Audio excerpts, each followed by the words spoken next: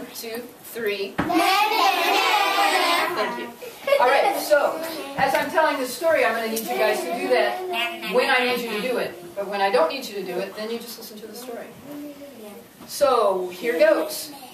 Not yet. This is a story called The Freedom Bird. And this is a story that came from Thailand. David Holt went and was listening to all their stories, and he liked this one. He brought it back so that we can all share it. So, here goes. Once, long ago, there was a hunter who lived in the woods. And times were hard. And he went out hunting, and he couldn't find anything in the woods right around his forest area. So he walked, and he walked, and he walked deeper into the forest. And as he was walking along, he started to hear this really awful sound, and it went...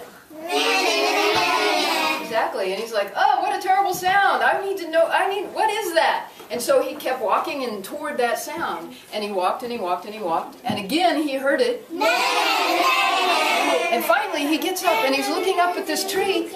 And there is the most beautiful yellow bird he has ever seen in his life. And just then, that bird opened its mouth, and it said... She's like, oh, what a terrible sound. How can such a beautiful bird make such an awful sound? And just then the bird opened its mouth again. Exactly. And so he's like, oh, I can't take it. And he pulled an arrow out of the quiver he had on his back. He notched it into his bow. He pulled back and he let it fly. And that bird saw it coming and it just stepped over on the branch and it said... And he's like, oh, I'm going to get you this time. And so he pulled another arrow out. He notched it back, let it fly. That bird saw it coming again. It just moved right back where it had been. And it said... And he's like, oh, I can't take it. He pulls another arrow out. He pulls back. Well, that bird was done. He got him twice. He was done. So he pulled it back, let it fly. Right through that bird's heart. He grabbed up his bag. He went over there and he waded right into that tree until that bird fell. And he took it. He tied it up. He threw it over his back. And he started walking around. And this time the bird said... Can you do that? Good job. All right. Oh, so he was so mad he started running home.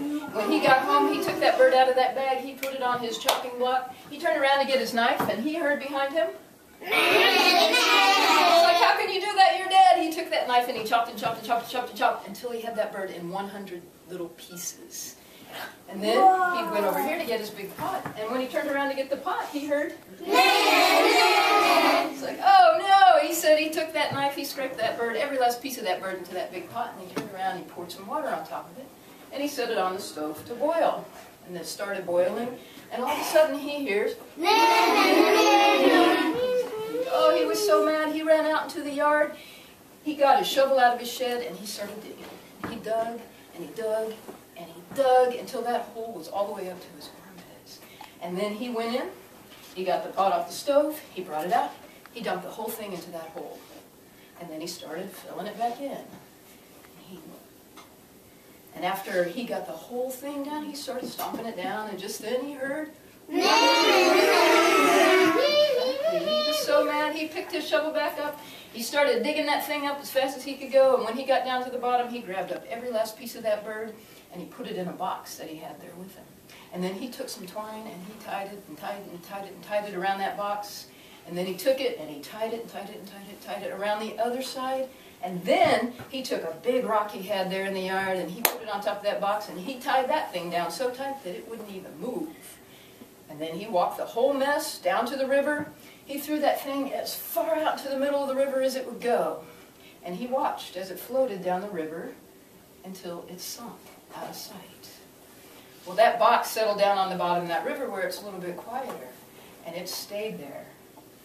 And then night came, and the biggest storm happened that night. It was such a big storm, it was rocking that whole river, all the way down to the bottom, and that box was rocking down there, and rocking, and that water was so rough, it wasn't long before that rock that he had tied on so tightly came loose. And when that happened, that box floated right up to the surface, and it went wildly down the river, because that river was moving. And it moved all night long. Well, the sun came up, storm settled down, but the river was still rocking. And there was about 7 little kids playing on the riverbank, and they were looking to see what all the river had brought, what kind of treasures they might find there in the morning after that big storm. And one of the little girls, she looked out in the middle of the river and she saw that box. And she said, oh, I want that box. That's a pretty box. And her little brother said, you know, Mama said not to get off the riverbank. We aren't supposed to go close to the water. She said, I got to have that box.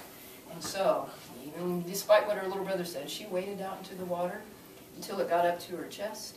And then she started paddling out there. And when she got out there, she grabbed that box, she put it on her chest, and she started the backstroke until she got to the bank. Well, the river's still moving pretty fast, so it took her a ways downstream, but all of her friends followed along, and they helped pull her out when she got down there. And she says to her little brother, hey, Jimmy, I got your pocket knife. This thing's tied down tight. And he pulled out his knife, and he took it, and he cut that string open, and then he gave her back the box, because she was his big sister, and he knew better.